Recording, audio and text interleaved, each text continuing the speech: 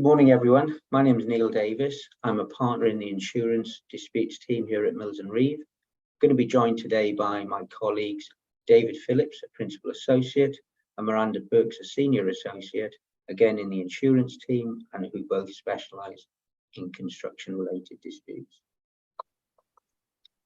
On to the discussion. We're going to be talking, as I said, about claims against approved inspectors. The first thing I'll do is run you through the regulatory framework, the current position as it is now, and then I'll talk to you a bit more about the changes that are going to come into place. So firstly, the current position. So the Department for Levelling Up Housing and Communities is responsible for regulation and policy of building control. This is mainly done under the Building Act 1984, which did two significant things. Firstly, it gave the Secretary of State power to make building regulations, and that's led to various building regulations that many of you will be familiar with. And these provide a framework for functional requirements for buildings covering design, construction, provision of services, fittings, etc. Essentially, it's health and safety of people in and around buildings. The second thing that the 1984 Act did is it allowed the creation of private building control, and this led to approved inspectors. Now, approved inspectors really took off after the 2000 building regulations. We've got a situation where the local authority is responsible for building control works in its area and has a duty to operate as a building control body, but you can also have an approved inspector as a private alternative. Looking at the regulations around approved inspectors, firstly, approved inspector needs to have the consent and be registered with the Construction Industry Council. They need to comply with building regulations that are in force, obviously. They also need to comply with building control performance standards at the relevant date. Now, these document how building control providers can deliver the objectives of the various building regulations. Is split into two, standards and guidance. Each cover areas such as the assessment of plans, site inspection, certificates of completion and things like that. Finally, there's a code of conduct for approved inspectors. And this stipulates various duties that approved inspectors need to comply with, such as a duty to comply with current statutes, the duty to discharge responsibilities with integrity, duty to maintain professional competence, and a duty to work within the scope of that competence. Now, I'm not going to discuss how these various regimes influence claims. That's going to be covered by Miranda and David later. As many of you will know, there's changes coming in. There's a number of reasons for the changes, but it's primarily because the introduction of updated regulations coupled with more complex building development means the old process of applying building regulations following planning approval isn't really workable. You've now got to look at building regs at a far earlier stage prior to planning application. So the changes themselves, they've been brought in by the Building Safety Act 2022, which many of you will know of. It names the Health and Safety Executive as the new Building Safety Regulator, BSR. And that comes into force from April next year. Now, the BSR will replace the Construction Industry Council, and it will oversee the entire construction industry. All building control professionals and private sector building control organisations will have to register with the BSR. That registration is going to be open from October this year. Professionals undertaking building control work are going to be known as Registered Building Inspectors, RBIs. And there'll be four different classes of RBI, be a trainee, a building inspector, a specialist building inspector, and a technical manager. It's also worth mentioning high-risk buildings. Again, many of you will be familiar with that term. A high-risk building is a building which is at least 18 meters high or 7 stories and contains at least 2 residential units. Now, there's some ambiguity about what constitutes a residential unit and whether it includes, for example, student accommodation, but we're not going to go into that now. It's a topic in its own right. So in practice, what these changes mean is that you've got a local authority that is still responsible for work in their area when they're operating building control functions. They'll be known as a building control authority. Approved inspectors will now become registered building control approvers. They can still undertake any work other than high-risk buildings. High-risk building inspection will be undertaken by the BSR itself. And finally, all work done, whether it's by the BSR, whether it's done by a building control authority, or whether it's done by registered building control approvers, are going to be done by registered building inspectors, the RBIs. In terms of the regulatory guidance which comes into force in spring next year, there's a code of conduct which provide mandatory principles of conduct and behaviour applying to RBIs.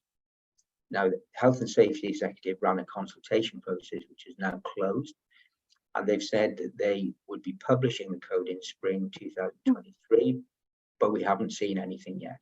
There's a draft code which contains 5 principles.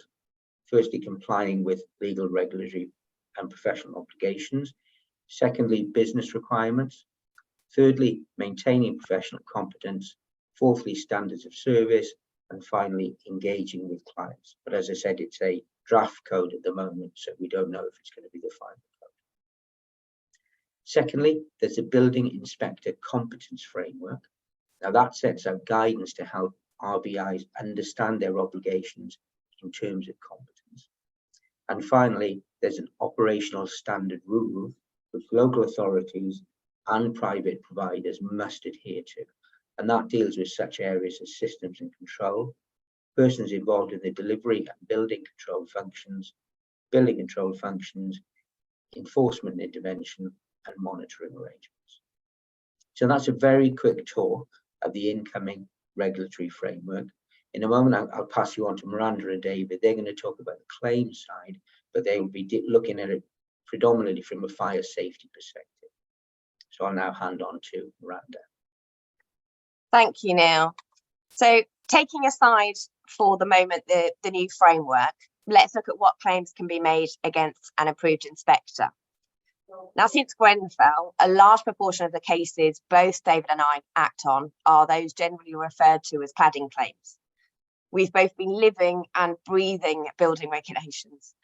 Now, whilst acting for developers, contractors, architects and subcontractors, we're not only working on defending a claims coming down, we're at the same time considering potential targets for third-party recovery actions. And slide 1 here just gives you an example of the type of diagrams that we start having to draw up at the beginning of claims, setting out the contractual matrix.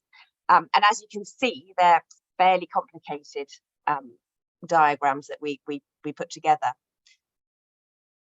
Over the last 15 years or so, there's been a real shift away from the appointment of local authority building control towards approved inspectors to provide the building control function, particularly for the larger, more complex developments which we are involved with.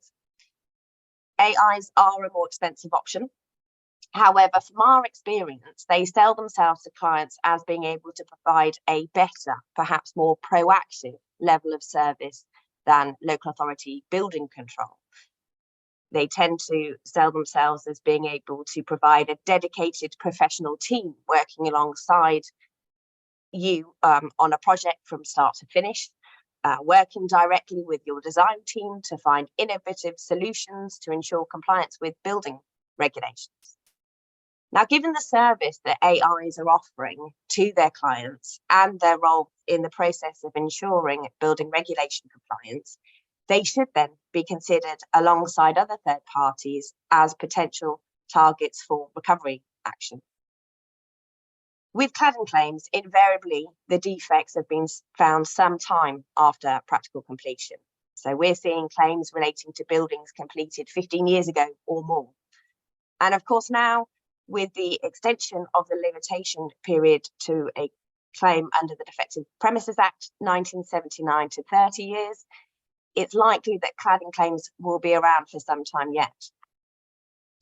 Any extensions to limitation periods for claims impact upon third-party recovery actions further down the chain. by the time defects are identified and claims pursued, there may not be a contractual remedy left to pursue against third parties. Now, it seems to both David and I that there is some confusion generally about whether it's possible to pursue a claim against NAI under an alternative route to a straightforward breach of contract claim. And so it's against this backdrop that we're considering potential claims against AIs. Now, let's start by looking at whether AIs owe a duty of care absent a contractual relationship, so a claim in tort. In most cladding claims, there's no physical damage to property involved.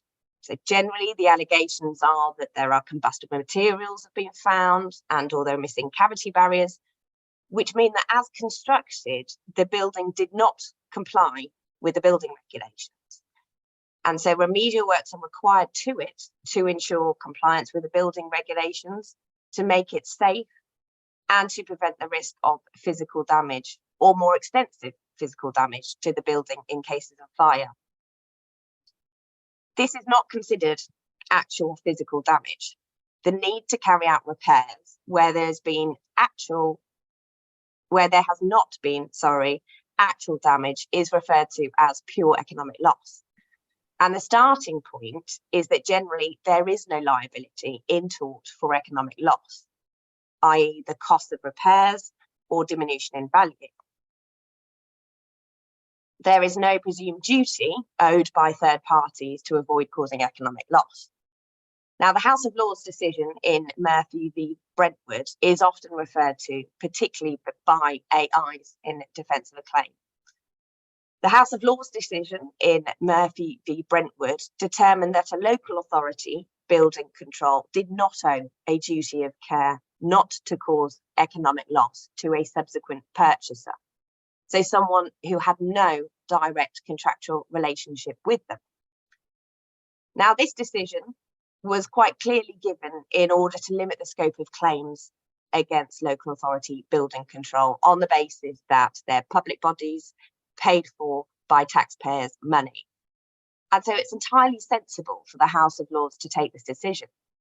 However, AIs are not public bodies, they're private companies profiting from the service they provide, and ones which have professional indemnity insurance. However, arguably, on the basis of Murphy v Brentwood, if there is no contract between the claimant, whether that is a D&B contractor, developer, architect, freehold owner or leaseholder, and the AI does not owe a duty of care not to cause economic loss, and so a claim cannot be pursued. Now, there is another alternative, a duty of care out of negligent misstatement or misrepresentation. And this is the case of Zagora. Now, this case involved a claim of fraudulent misrepresentation brought by the freehold owner and some of the leasehold owners against Zurich Building Control Services. The judge found that the claimants had proved deceit by Zurich Building Control Services, and that whilst they'd not intended the freehold owner to rely on the building certificates, they had intended the leaseholder to.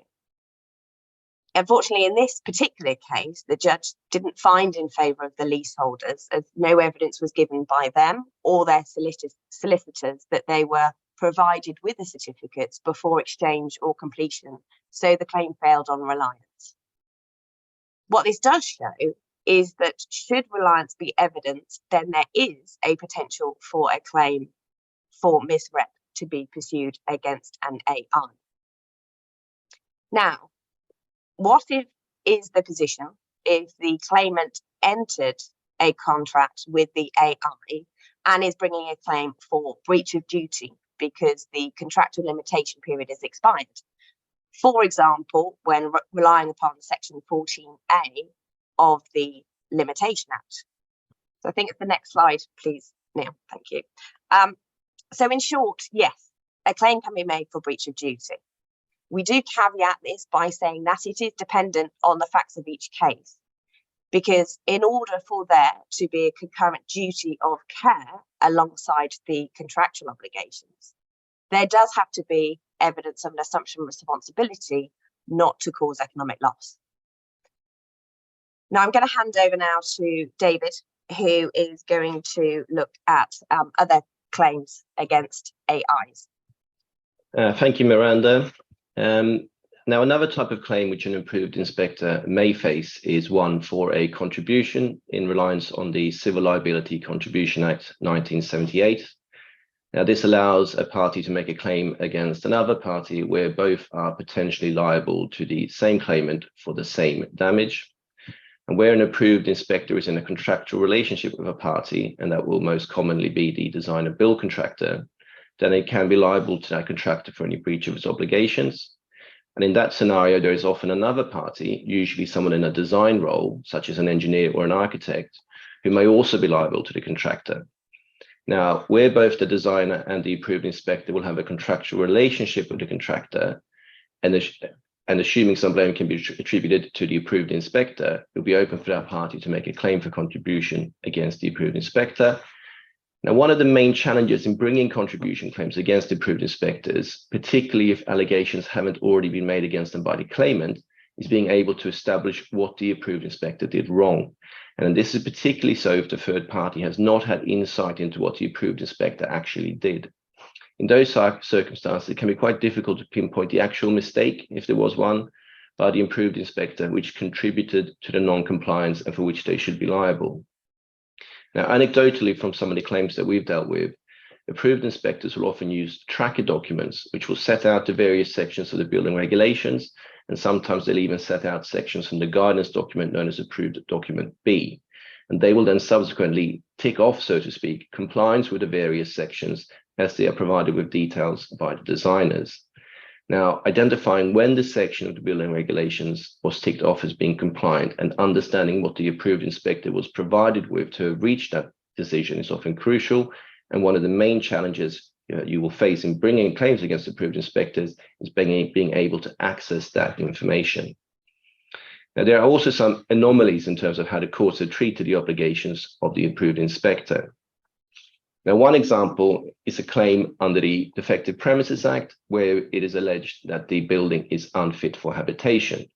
Now, in broad terms, we would expect that where a building has fire safety defects affecting its facade that require quite extensive remedial works and interim fire safety measures, a court is likely to find it unfit for habitation.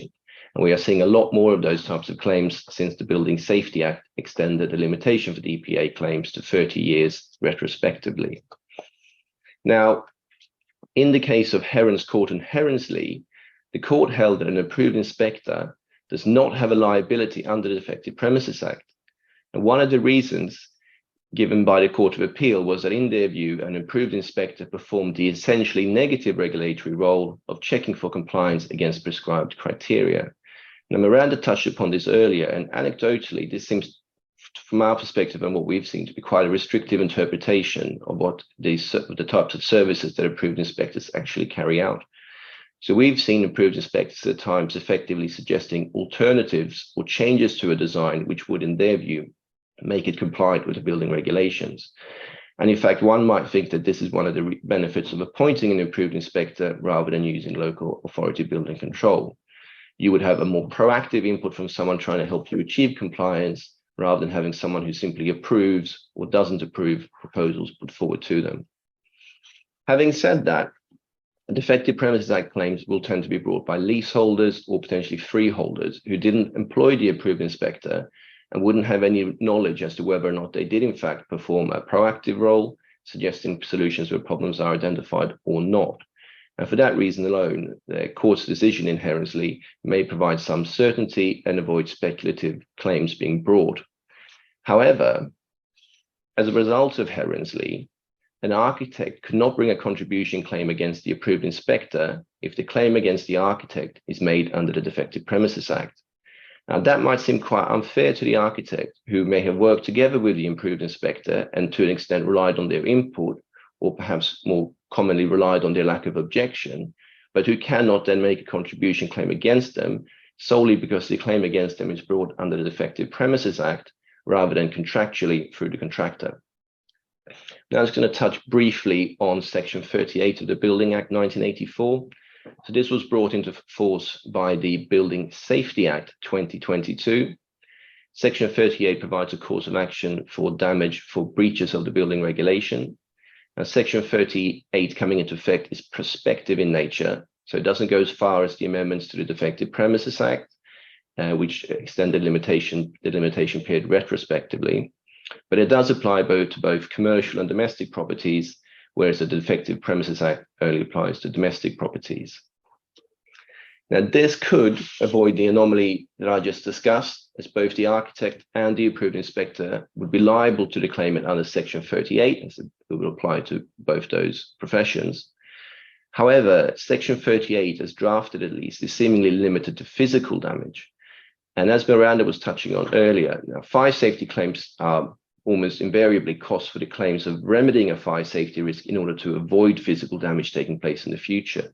They are not claims for repairing actual damage to a building. So to that extent, it does seem to us that the types of claims available against improved inspectors are still more limited than those available against other professionals, even under the new regime brought in by the Building Safety Act.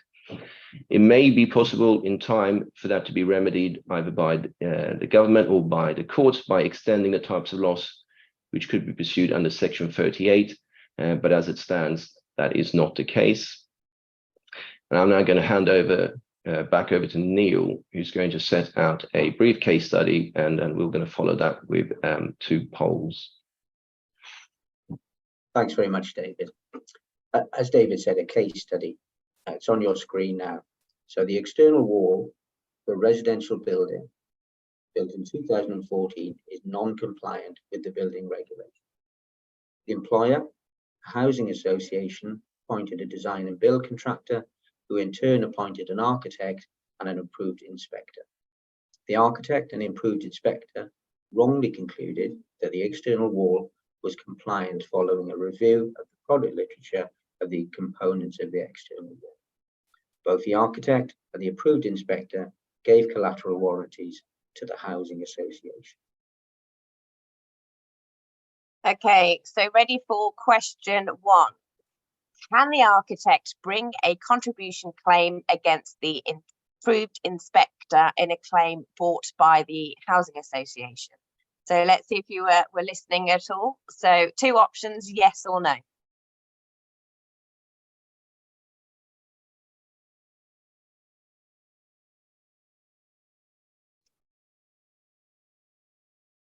Right, so majority of you said yes. Some of you did say no. So what's the correct answer? Okay, so the answer is yes. Both gave collateral warranties to the housing association, and there's contractual relationship, and they're liable for economic loss. So well done to those of you who got that, said yes. We're going to go on to the next question. Thank you, Miranda. So what if the claim against the architect is a Defective Premises Act claim brought by the residents of the building? Can a contribution claim in those circumstances be brought by the architect against the approved inspector?